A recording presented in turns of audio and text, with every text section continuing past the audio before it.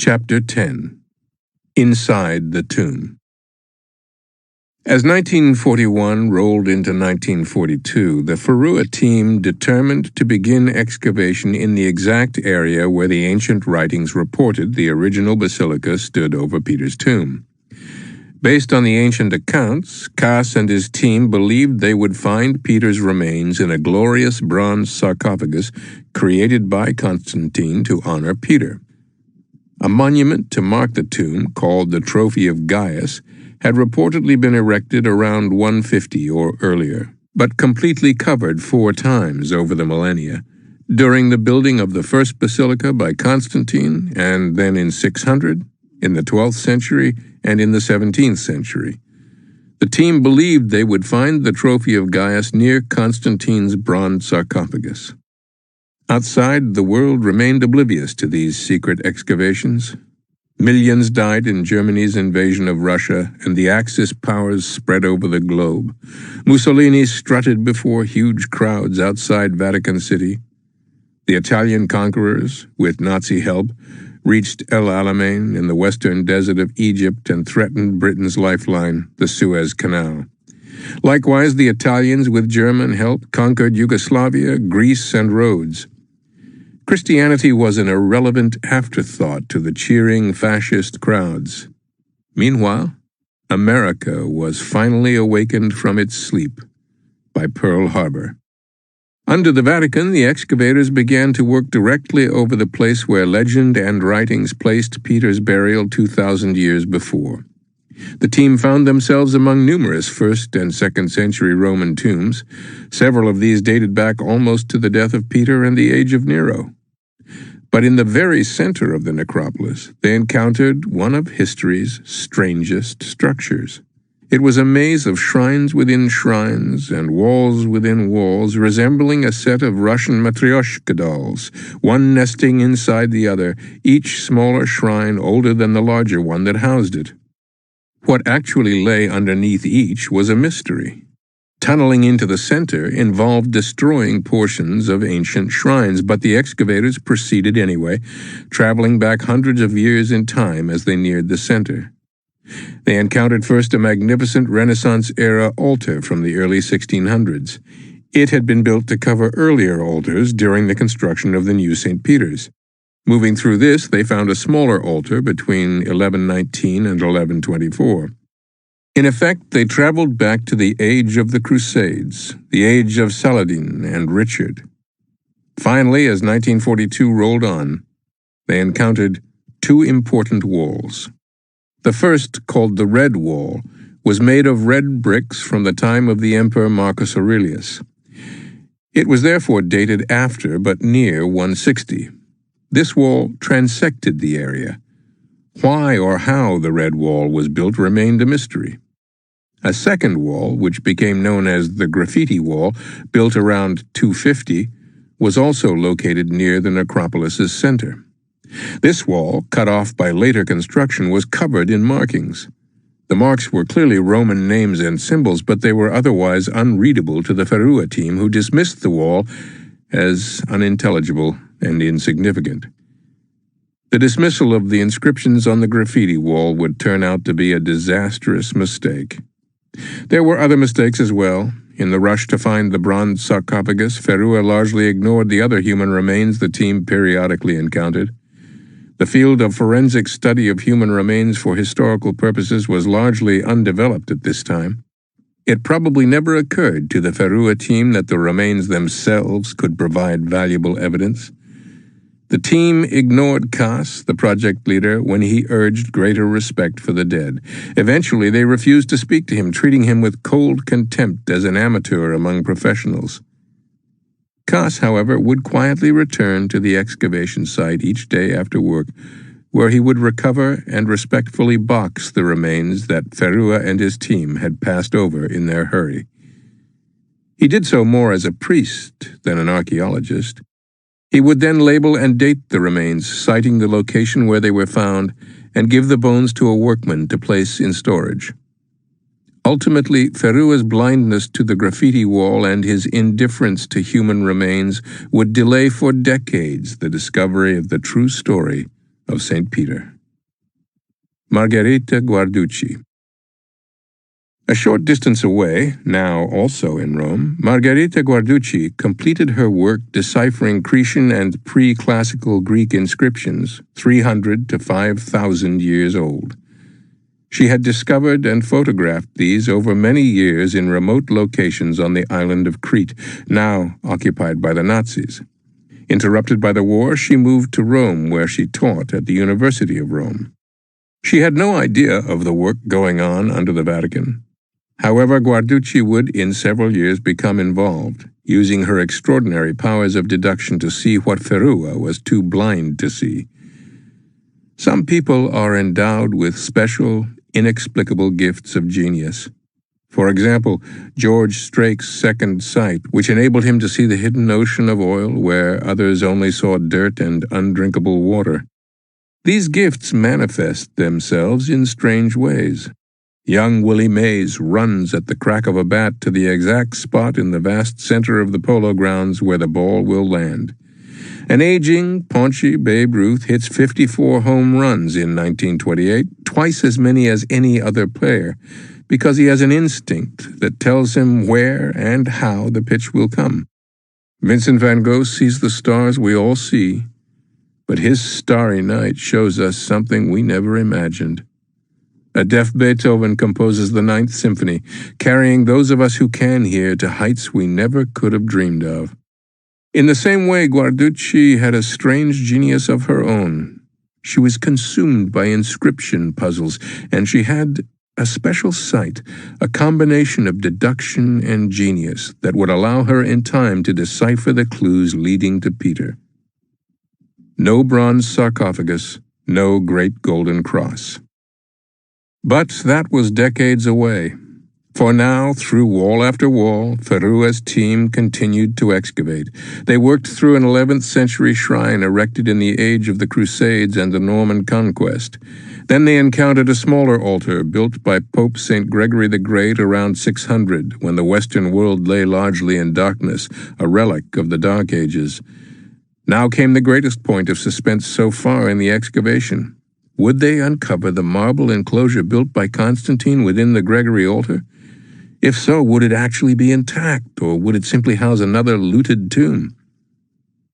On the windy plain outside the ancient ruins of Ephesus in Turkey lies the tomb of the Apostle John, the beloved apostle.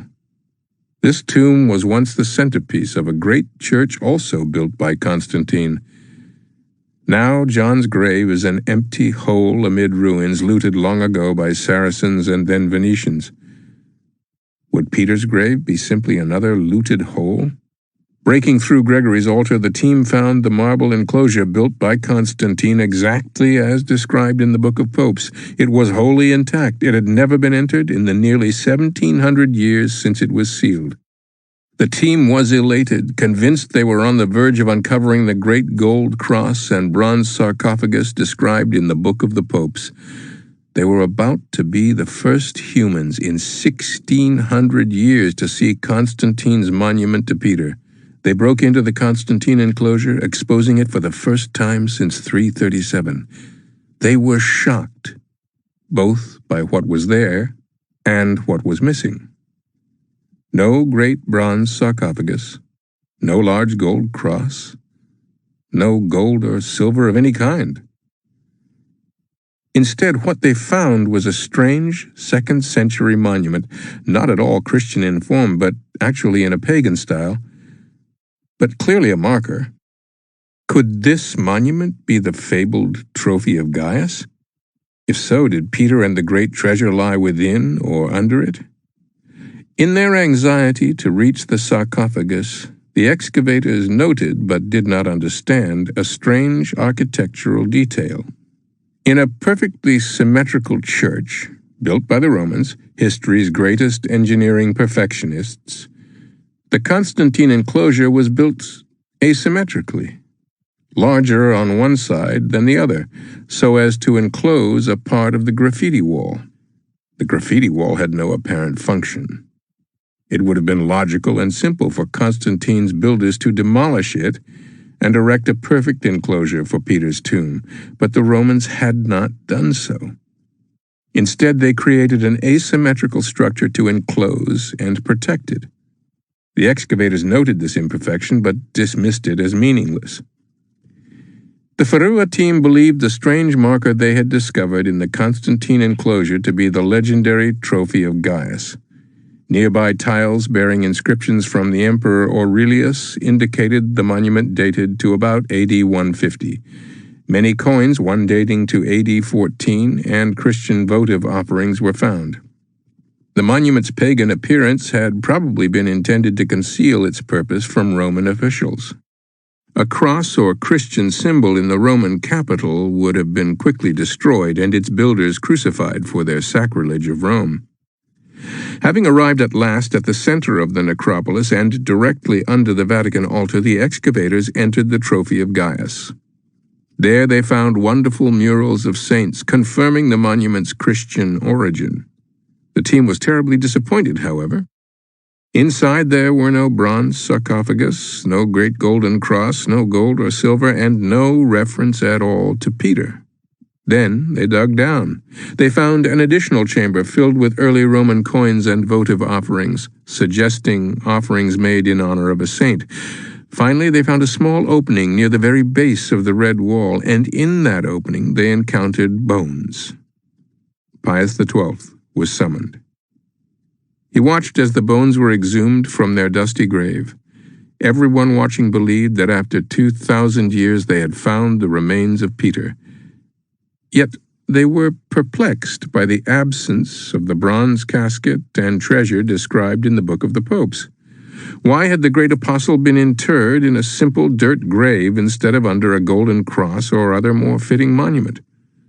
Perhaps the builders of the first St. Peter's Basilica had not wished to disturb the apostle's initial grave. This explanation satisfied the Ferua team. They believed the numerous ancient coins and votive offerings in the vicinity of the grave were sufficient to prove its authenticity. It was 1942. The bones were placed in lead-lined boxes at the Pope's direction and moved to his own apartment where they would rest for many years. His personal physician, a general practitioner untrained in forensics, examined the remains and declared them to be those of a 65-year-old man. The more than 2,000 coins discovered on the floor of Peter's grave were found to date to the 1st and 2nd centuries, close to the time of Peter's death. Graves of other early popes were found in close proximity. Moreover, it was clear these bones had been buried before the Red Wall was built around 160. All were convinced that they had found the relics of Peter. The later discovery of the other graves of other early popes seemed to confirm the finding. At the express command of Pius XII, the find was to be kept absolutely secret. In truth, the excavators had made a logical but terrible mistake. One that would not be discovered for a decade. Just like the pagan Romans long ago, the excavators were blind to certain key clues ingeniously designed to protect Peter's remains from discovery. For now, the excavations financed by Strake continued, while the war raged on outside. Chapter 11. The Three Amigos. While Pius XII may have erred in choosing an internal archaeological team without outside consultants, he made no mistake at all in picking his external team to deal with financing the excavation and eventually with other equally grave matters. This astoundingly talented team of 3 priests, we'll call them the Three Amigos, accomplished amazing things far beyond the excavation of the Vatican necropolis. The Three Amigos possessed an extraordinary collection of talent. Monsignor Giovanni Montini, Pius XII's secretary and closest confidant, and also George Strake's friend, was the chairman and glue of this extraordinary team. Together, the 3 men served as the Pope's team on a variety of secret, sometimes very dangerous projects. Montini was the consummate Vatican insider, spending, against his wishes, almost all of his career inside its confining walls.